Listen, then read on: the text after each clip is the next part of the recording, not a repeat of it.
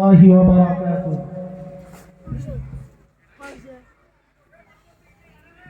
آپ لوگوں کو نیند آ رہی ہے کیا، یا آپ لوگ بور ہو رہے ہو؟ میں نے کہا السلام علیکم ورحمۃ اللہ وبرکاتہ۔ وعلیکم السلام ورحمۃ اللہ وبرکاتہ۔ جواب دو بھائی۔ ناظم صاحب نے پہلے ہی اعلان کر دیا میرے پاس وقت بہت کم ہے، تو اس لیے آپ لوگ دل جمعی کے ساتھ تشریف فرما رہے ہیں، اور جو ہمارے بڑے بڑے اکابر علماء اکرام بیٹھے ہیں یہ جو نصیحت کریں گے ان کو ہم اپنے دل کے کانوں سے سنیں گے اور عمل کی نیت سے سنیں گے انشاءاللہ۔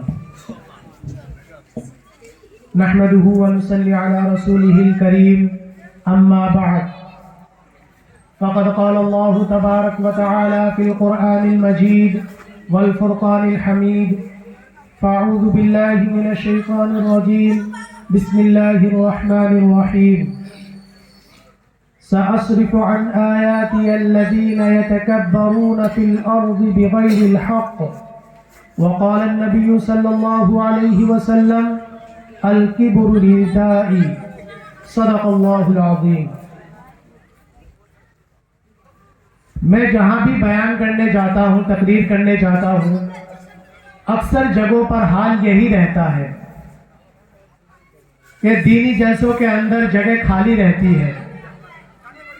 ہمارے نوجوان ساتھی بازاروں کے اندر تو گھومتے ہیں، لیکن انہیں اتنی توفیق نہیں ہوتی کہ وہ دینی محفلوں کے اندر آ کر بیٹھ سکے۔ یہ اگر دینی مجلس نہ ہو کر کے کوئی نائٹ کلب یا میوزیکل نائٹ ہوتا تو شاید ہمارے نوجوانوں کو یہاں جگہ دینا مشکل ہو جاتا۔ صرف جگہ ہی نہیں، اگر ٹکٹ لگایا جاتا تو ہمارے نوجوان اپنی جیب سے پیسے نکال کر ٹکٹ خرید کے نائٹ کلبوں کا، میوزیکل نائٹ کا حصہ بنتے ہیں۔ یہ سچ ہے کہ نہیں؟ میری باتیں سمجھ میں آ رہی ہیں آپ لوگوں کو؟ تو یہ حال ہمارا ہے۔ اگر ہمارے نوجوانوں سے یہ پوچھا جائے کہ ہمارے اوپر جو غسل فرض ہوتے ہیں اس کے اسباب کتنے ہیں، شاید ہی 95% نوجوانوں کو، 95% لوگوں کو پتہ نہیں ہوگا کہ ہمارے اوپر غسل کن چیزوں کی وجہ سے فرض ہوتا ہے۔ لیکن ہمارے دلوں کے اندر اتنی دلچسپی بھی نہیں، اتنی چاہت بھی نہیں کہ ہم اپنے دین کو سیکھ سکیں۔ نتیجہ یہ ہوتا ہے کہ دینی مجلسیں اس طرح ویران پڑی ہوئی ہوتی ہیں۔ دیکھیے میرے نوجوان ساتھیوں، میں بھی نوجوان ہوں، یہاں پر دینی باتوں کے ساتھ ساتھ دنیاوی باتیں بھی کریں گے۔ جہاں تک میری آواز پہنچ رہی ہے میں اپنے نوجوان ساتھیوں سے کہنا چاہتا ہوں، میرے دوستو مہربانی کر کے اللہ کے واسطے پنڈال کے اندر آ جائیں، یہاں پر دین کے ساتھ ساتھ دنیاوی باتیں بھی کریں گے۔ آج ہمارے نوجوان سوچتے ہیں یہاں پر جائیں گے وہی قرآن کی آیتیں، وہی حدیثیں، یہاں پر تو انسٹاگرام کی، فیس بک کی، پب جی کی، فری فائر کی بات ہی نہیں ہوتی۔ تو دوستو آ جاؤ، یہاں پر دین کے ساتھ ساتھ انسٹاگرام کے اوپر بھی بات ہوگی، آ جاؤ فیس بک کے اوپر بھی بات ہوگی، فری فائر اور پب جی والوں کے لیے بھی باتیں ہوں گی۔ ہم آج کل سوشل میڈیا سبھی لوگ یوز کرتے ہیں، سبھی کی آئی ڈی بنی ہوئی ہوگی، میری بھی آئی ڈی ہے، میں منع نہیں کرتا، میری بھی آئی ڈی ہے، لیکن ان آئی ڈیوں کو کیسے چلانا ہے، کیسے استعمال کرنا ہے سوشل میڈیا کا، آپ لوگ آئیے اس چیز کے بارے میں ہم لوگ یہاں بات کریں گے۔ آپ لوگ آ جائیے، بیٹھ جائیے، میرے پاس زیادہ وقت نہیں ہے، ناظم صاحب نے پہلے ہی بتا دیا ہے، اگر بلاتے کے ٹائم اتنا لگ جائے گا تو پھر میں بات کیسے پیش کر سکوں گا۔ آ جائیے آپ لوگ، آ جائیے، بیٹھ جائیے۔ میں نے ابھی آپ حضرات کے سامنے قرآن کریم کی ایک آیت تلاوت کی ہے، سأصرف عن آیاتی الذین یتکبرون فی الارض بغیر الحق۔ اللہ رب العزت قرآن کریم کے اندر فرما رہا ہے کہ میں اپنی آیات سے، اپنی نشانیوں سے پھیر دیتا ہوں ان لوگوں کو جو لوگ زمین کے اوپر رہ کر ناحق تکبر کرتے ہیں، ناحق گھمنڈ کرتے ہیں، میں ان لوگوں سے اپنی آیات کو پھیر دیتا ہوں. یہ اللہ رب العزت فرما رہا ہے. حدیث پاک کے اندر ہے الکبر ردائی. حضور اکرم صلی اللہ علیہ وسلم نے فرمایا کہ تکبر یہ اللہ تعالیٰ کی چادر ہے. اللہ تعالیٰ کو تکبر زیب دیتا ہے کیونکہ اللہ تعالیٰ نے زمین و آسمان کو بنایا، بنا ستون کے آسمان کو کھڑا کیا ہے. یہ بڑائی اللہ کو زیب دیتا ہے. لیکن اگر کوئی انسان دنیا کے اندر زمین کے اوپر رہ کر تکبر کرتا ہے، گویا کہ وہ اللہ تعالیٰ کی چادر کو پکڑ کے کھینچتا ہے. جب انسان زمین پر رہ کر اللہ کی چادر کو پکڑ کے کھینچتا ہے تو اللہ تعالیٰ اس سے جنگ کا اعلان کرتا ہے. کتنی بڑی بات ہے، لیکن آج ہماری سمجھ سے اوجھل ہے، ہم لوگوں کو سمجھ میں نہیں آتی. ہمارے معاشرے کے اندر ایک چیز ہے، اگر تکبر کی بات کی جائے تو لوگوں کے ذہن میں صرف ایک ہی بات آتی ہے، ایک ہی خیال آتا ہے کہ یہ تو مالدار ہوگا، مالدار لوگ ہی تکبر کرتے ہیں. ہم لوگ کہاں سے تکبر کریں گے؟ ہم لوگ غریب آدمی ہیں، ویسے ہی ہل چلانے والے ہیں، نوکری والے آدمی ہیں، ہم لوگ کہاں سے تکبر کریں گے؟ میرے دوستو، یہ شیطان کا بہت بڑا وار ہے. علماء اکرام نے تکبر کے 8 ریزن لکھے ہیں. تکبر کا سب سے پہلا ریزن وہ ہے علم. جب کوئی بندہ علم سیکھ لیتا ہے تو اس کو باقی لوگ حقیر لگنے لگ جاتے ہیں کہ ارے اس نے تو پڑھا ہی کچھ نہیں، اس کو تو آتا ہی کچھ نہیں، اس کو تو کچھ پتا ہی نہیں ہے. میرے دوست، ایک بہت پیاری روایت ہے، من قال عالم فہو جاہل. جس شخص نے کہا کہ میں عالم ہوں تو گویا کہ وہ شخص جاہل ہے. علم سیکھنا چاہیے، علم سیکھنا بے حد ضروری ہے.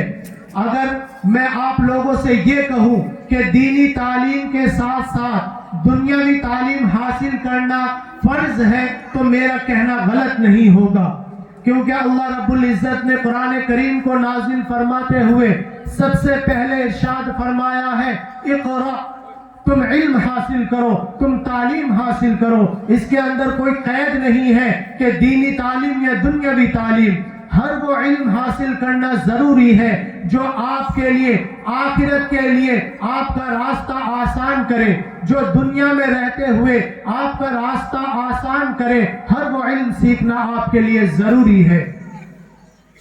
آج ہم چائوں کی دکانوں پہ، چوراہوں پر ایک دوسرے سے گپے لڑاتے ہیں، ایک دوسرے سے شکایت کرتے ہیں کہ آج ہمیں ہمارا حق نہیں ملا، آج ہمیں ہمارا حق نہیں دیا گیا.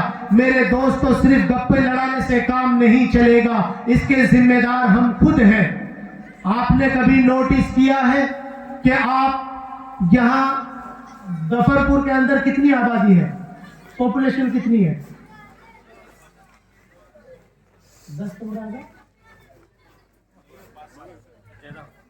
10-15 ہزار مان لیجئے، 15,000 مان لیجئے.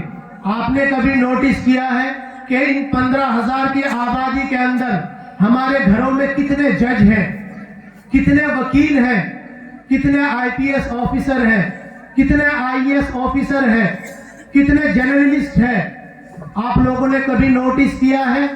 آج ہم لوگ کہتے ہیں کہ ہمیں ہمارا حق نہیں ملا، ہم پر ظلم ہو رہا ہے، ہمیں ہمارا حق نہیں دیا گیا.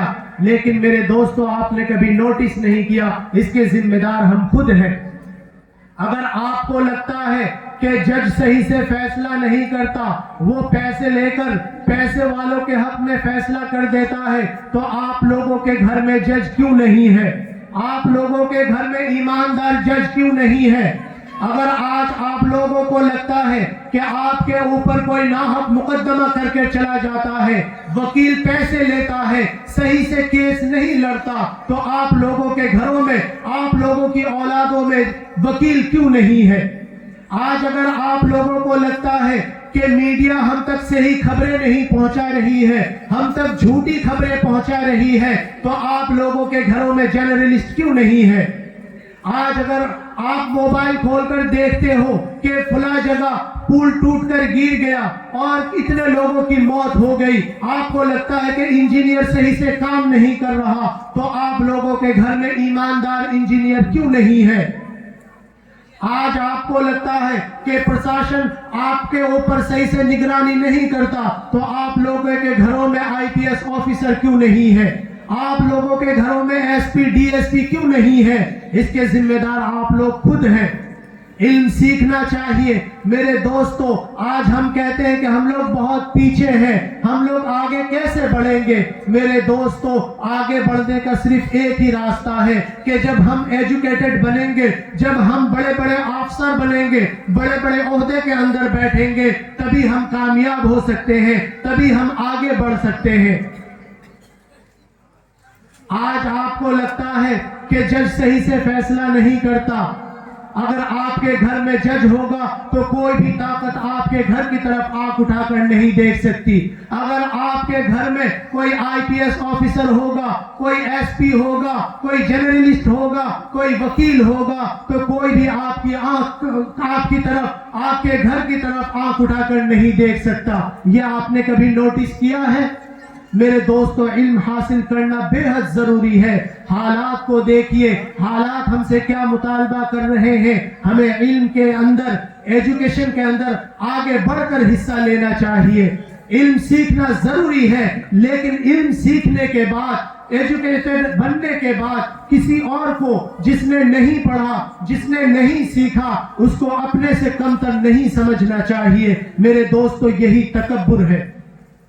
سیکنڈ ریزن آف تکبر کا دوسرا سبب وہ ہے عبادت۔ شیطان بڑا مردود ہے، پہلے تو عبادت سے روکتا ہے، جب کوئی بندہ عبادت کرنے لگ جاتا ہے تو دیکھیے اس کو تکبر میں کیسے مبتلا کرتا ہے کہ بندہ جب نمازیں پڑھے، روزے رکھے، عبادتیں کرے، صدقے کرے، تہجد پڑھے، تو اب اس کو باقی گھر کے لوگ، باقی دوست و احباب اس کو حقیر لگنے لگ جاتے ہیں۔ یا کیسا آدمی ہے، میں تو تہجد پڑھتا ہوں اور یہ ہے کہ اپنی نماز بھی پوری نہیں پڑھتا۔ You have no right، آپ کے پاس کوئی رائٹ نہیں ہے کہ آپ کسی کو حقیر جانیں۔ میرے دوستو، یہ شیطان کا بہت خطرناک وار ہے کہ وہ عبادت گزار کو بھی تکبر میں مبتلا کر دیتا ہے۔ ایک بہت پیارا واقعہ ہے، بہت لمبا چوڑا واقعہ ہے، میں بہت مختصر کر کے آپ کے سامنے پیش کروں گا۔ ایک بزرگ تھے، وہ اپنے بیٹے کے ساتھ کہیں سفر پر جا رہے تھے، جاتے جاتے رات ہو گئی، مسافر خانہ آ گیا، قافلے والے بھی رکے، یہ دونوں باپ بیٹے بھی رکے، کھانا بانا کھا کے سب لوگ سو گئے۔ رات کو تہجد کا وقت ہوا، دونوں باپ بیٹے اٹھے، اٹھنے کے بعد ان دونوں نے تہجد کی نماز پڑھی۔ نماز پڑھنے کے بعد بیٹا اپنے ابو سے کہتا ہے، ابو یہ کیسے لوگ ہیں، ہم لوگ بھی تو تھک تھکا کر آئے ہیں، ہم لوگوں نے تو اٹھ کر تہجد کی نماز پڑھی ہے اور یہ لوگ ہیں کہ اب بھی سو رہے ہیں۔ تو سنیے اس بزرگ نے کیا جواب دیا، اس باپ نے کیا جواب دیا، کاش وہ جواب ہماری سمجھ میں آ جائے۔ اس بزرگ نے کہا کہ بیٹا تو بھی سوتا رہتا تو اچھا تھا، تو نے اٹھ کر تہجد پڑھی، اب یہ باقی لوگ تجھے حقیر لگنے لگے، تو ان سے اپنے آپ کو زیادہ بڑا سمجھنے لگا، کاش تو بھی سوتا رہتا تو ہی اچھا تھا۔ یہ بہت بڑی پرابلم ہے۔ آپ عبادت کیجئے، ضرور کیجئے، مگر اس لیے نہ کیجئے کہ میں دوسروں سے سپیریئر ہوں۔ شیطان کی بڑی عبادتیں تھی جناب، لیکن اس کو جنت سے نکال دیا گیا۔ یہ بھی ایک واقعہ ہے، لیکن میں اس واقعے کو یہاں بتانا ضروری نہیں سمجھتا، کیونکہ آپ لوگوں کو پتہ ہی ہے کہ شیطان کو جنت سے کیوں نکال دیا گیا۔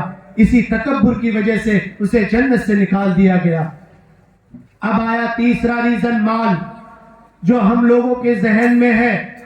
اب آیا مال۔ جب کسی کے پاس مال آ جاتا ہے، جب کوئی کمانے لگتا ہے تو اس کے اندر گھمنڈ اور تکبر پیدا ہو جاتا ہے کہ یہ سب کچھ میں نے کمایا ہے، یہ عروج میں نے حاصل کیا ہے۔ یاد رکھنا میرے دوستو، جو کچھ بھی عطا کیا ہوا ہے وہ رب کی طرف سے ہے، وہ جب چاہے واپس لے سکتا ہے۔ بیٹھے ہیں بزرگ، پوچھو ان سے، انہوں نے کتنے امیروں کو راتوں رات کنگال ہوتے دیکھا ہوگا، انہوں نے کتنے زکوٰۃ دینے والوں کو زکوٰۃ لینے والا بنتے دیکھا ہوگا۔ میرے دوستوں، اس کووڈ نے تو بہت کچھ دکھایا ہے، بہتوں کو عروج ملا اور بہتوں کو زوال ملا۔ چوتھے نمبر پر آتا ہے حسب و نسب، بڑا خاندان، بڑی فیملی۔ لوگ تکبر کرتے ہیں کہ بھائی ہمارا خاندان بہت بڑا ہے، ہم بہت بڑے خاندان سے تعلق رکھتے ہیں۔ اس کا تو کوئی خاندان ہی نہیں، یہ تو بھنگی کے خاندان سے تعلق رکھتا ہے۔ اللہ اکبر! میرے دوستو ذرا سوچو تو صحیح، نبی علیہ السلام نے حجۃ الوداع کے موقع پر جو تاریخی خطبہ فرمایا تھا، اس کے اندر یہ شاندار اعلان کیا تھا کہ اسلام آیا اس لیے ہے کہ یہ جو حسب و نسب کا تکبر ہے، تفاخر ہے، اس کو ختم کرنے کے لیے اسلام آیا ہے کہ کوئی قبیلہ کسی قبیلے سے افضل نہیں۔ اللہ کی بارگاہ میں سب سے زیادہ مقرب وہ شخص ہے جو اللہ سے زیادہ ڈرنے والا ہو۔ اللہ رب العزت قرآن کریم کے اندر فرماتا ہے ان اکرمکم عند اللہ اتقاکم، او لوگو تم میں سب سے زیادہ معزز اللہ کی نگاہوں میں وہ ہے جو اللہ سے زیادہ ڈرنے والا ہو۔ معیار بہترائی کا خاندان نہیں ہے، معیار بہترائی کا مالداری کو نہیں رکھا، معیار بہترائی کا عہدہ اور گاڑیاں نہیں ہے۔ یہ کس نے کہا؟ اسی رب نے کہا جس نے ہمیں اور آپ کو پیدا کیا ہے۔ اسی رب نے کہا ہے کہ تمہیں کسی کو جج کرنے کا کوئی حق نہیں کہ کون اچھا ہے کون برا ہے۔ نہیں، ہم بتائیں گے کہ کون بھلا ہے اور کون برا ہے۔ اللہ نے قرآن کریم کے اندر اعلان کر دیا ہے ان اکرمکم عند اللہ اتقاکم، مطلب یہ کہ جس کی زندگی میں اخلاص ہو، جس کی زندگی میں تقوی ہو، تجارت اس کی دین کے مطابق ہو، دینداری اس کی زندگی میں ہو، اس کی زندگی میں تقوی ہو، اس کی زندگی میں نماز ہو، روزہ ہو، اگر مال ہو تو زکوٰۃ ہو، حج ہو، وہ غریبوں کی طرف متوجہ ہو، وہ دوسروں سے تکبر سے بات نہ کرتا ہو،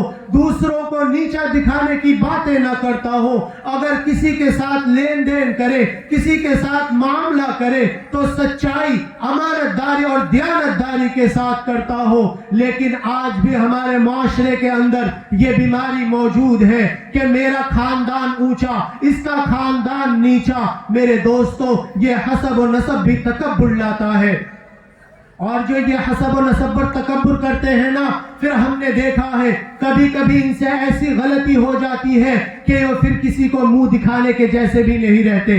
تب کہاں جاتا ہے خاندان، تب کہاں جاتا ہے فیملی۔ میرے دوستو، اسی لیے حسب و نسب کے اوپر تکبر نہیں کرنا چاہیے۔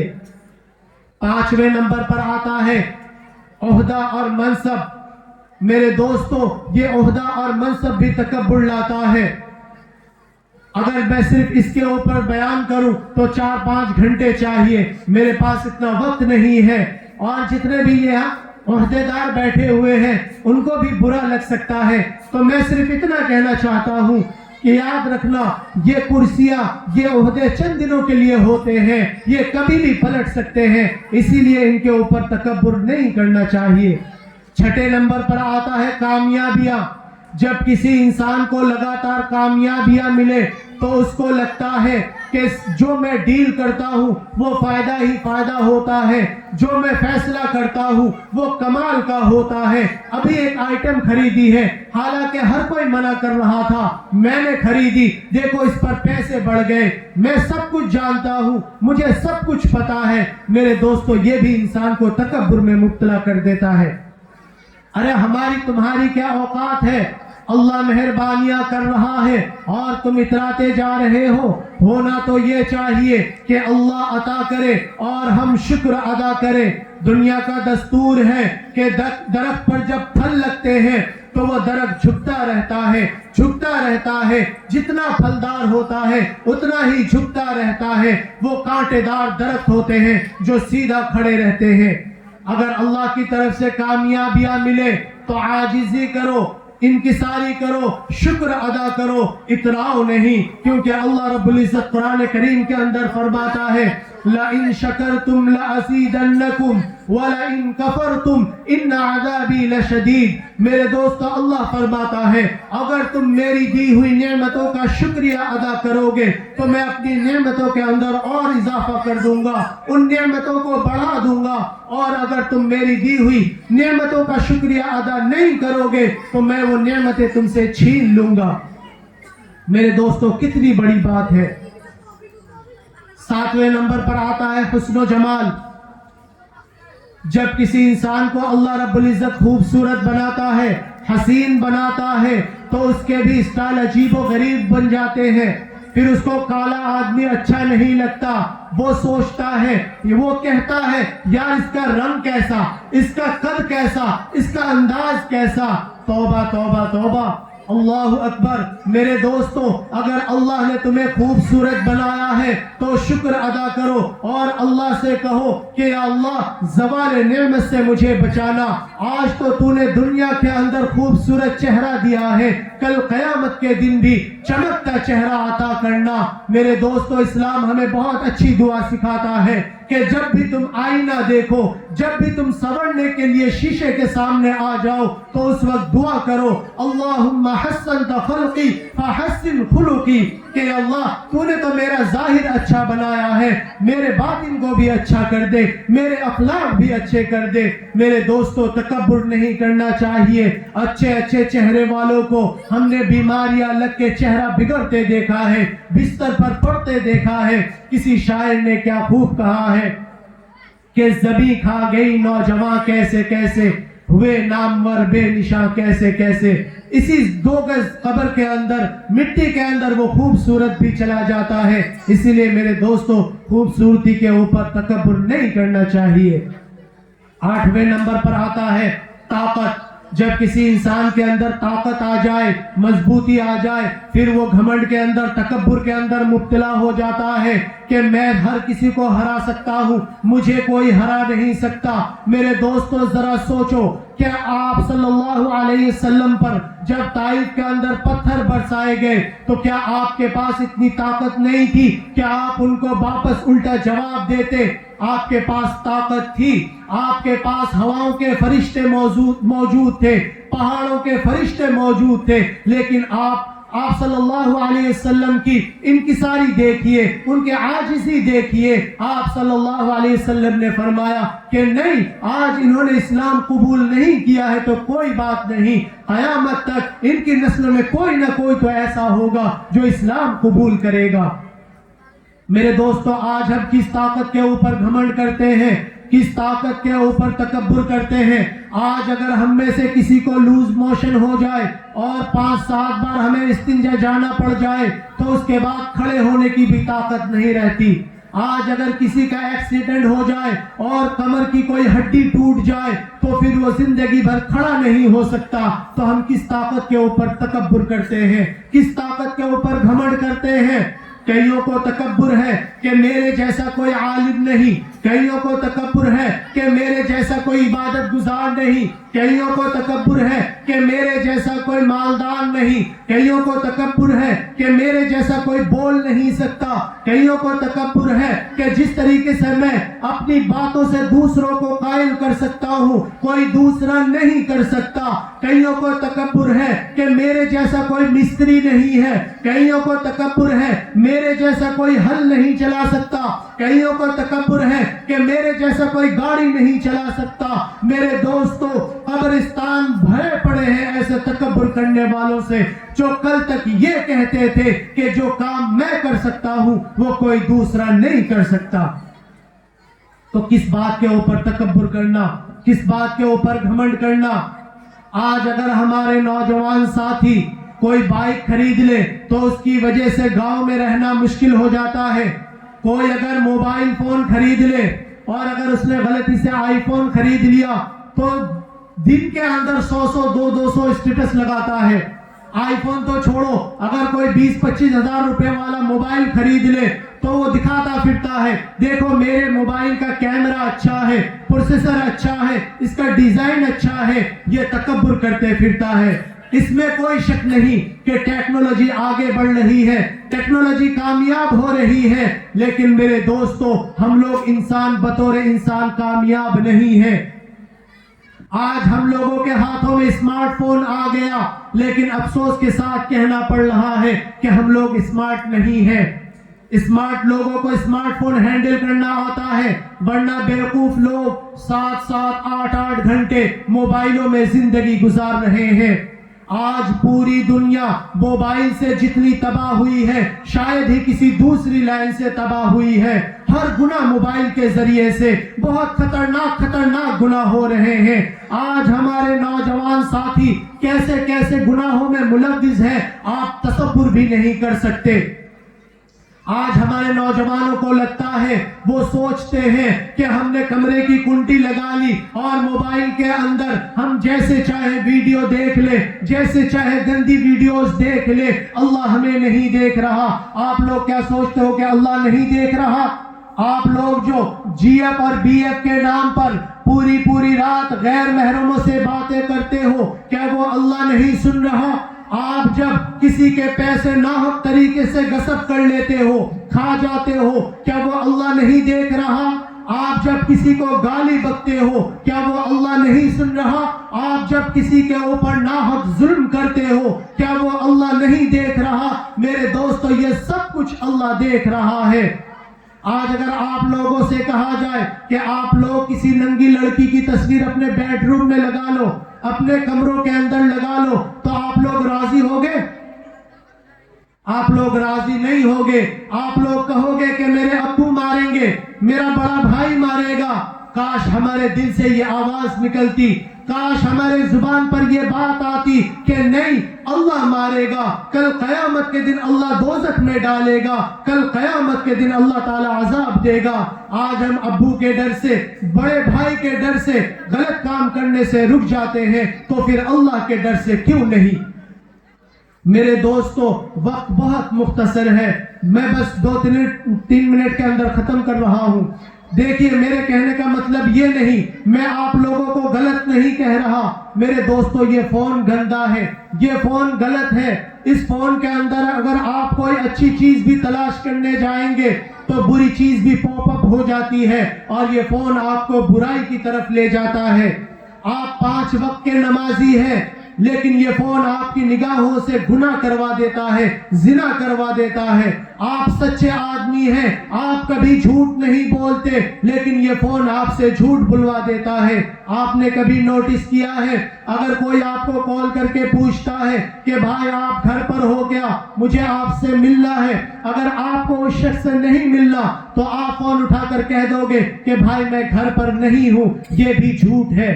آپ کہیں باہر سے سفر کر کے آ رہے ہو، آپ کو پتا ہے کہ میں آدھے گھنٹے سے پہلے نہیں پہنچ سکوں گا، آپ نے فون اٹھا کر کہہ دیا کہ 5 منٹ رک جاؤ میں پہنچ رہا ہوں۔ میرے دوستو یہ بھی جھوٹ ہے۔ ہم لوگوں کو جاننا چاہیے کہ فون استعمال کرنا ہمارے لیے کتنا ضروری ہے، کتنا صحت مند ہے اور کتنا نقصان دہ ہے، یہ جاننا ہمارے لیے بے حد ضروری ہے۔ کہنے کو تو بہت کچھ ہے، یہ دل کے درد ہے جب میں اپنے نوجوان ساتھیوں کو دیکھتا ہوں کہ وہ غلط راستوں پر چلے جا رہے ہیں۔ ہمارے نوجوان ساتھی نشے کی طرف بہت تیزی کے ساتھ چلا جا رہا ہے۔ نوجوان تو چھوڑو، یہ 7 8 سال کے بچے بھی منہ میں گٹکا ڈالے ہوئے گھومتے پھرتے ہیں، بیڑیاں پھونکتے ہیں، سگریٹ پھونکتے ہیں۔ مجھے بڑا افسوس ہوتا ہے، میرا دل بہت جلتا ہے۔ یہ دل کے درد ہے جو الفاظ بن کر زبان پر آ رہے ہیں۔ تو کہنے کو تو بہت کچھ ہے، آج وقت بہت کم ہے۔ انشاءاللہ اگر آئندہ کبھی موقع ملا تو میں اور جو باتیں رہ گئی ہیں وہ بھی پیش کرنے کی کوشش کروں گا، اور حالات حاضرہ کے اوپر، اور میں نے جو وعدہ کیا تھا کہ فیس بک کے اوپر، ٹویٹر کے اوپر، انسٹاگرام کے اوپر بھی باتیں ہوں گی، تو وہ باتیں نہیں ہو پائی ہے وقت کی تنگی کی وجہ سے۔ تو انشاءاللہ اگر کبھی موقع ملا تو اس کے اوپر بھی انشاءاللہ گفتگو کریں گے۔ تو دعا کیجئے اللہ تعالی ہم سب کو تکبر اور گھمنڈ جیسے بڑے گناہ سے ہم سب کی حفاظت فرمائے۔ آمین، آمین کہیے، آمین۔ اللہ تعالی ہم سب کو کہنے سننے سے زیادہ عمل کی توفیق عطا فرمائے. آمین. آمین. دعوانا الحمدللہ رب العالمین. بھائی ہمیں